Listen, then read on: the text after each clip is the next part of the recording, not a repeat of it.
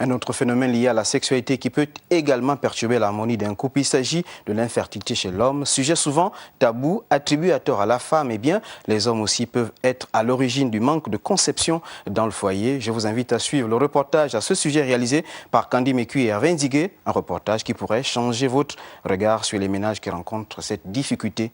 On regarde. Le fait que le foyer se brise, quand il n'y a pas d'enfant, il n'y a pas de foyer. L'absence d'un enfant dans le foyer peut être due à la stérilité de l'homme. Il y a 7 ans, c'est pas depuis la naissance et les autres, c'est de cause d'accident ou autre chose, ou c'est une pratique naturelle. Mais quelles en sont les causes de cette infertilité? Il y a la gonocoxie, la syphilis et peut-être aussi un cas d'accident qui peut causer aussi la stérilité chez un homme.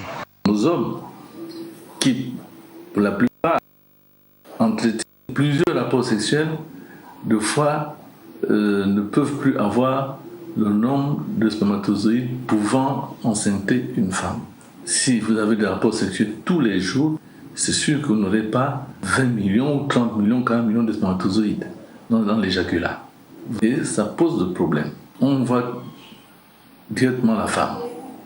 Mais les hommes sont aussi responsables. La plupart du temps, sont les hommes qui en sont même responsables.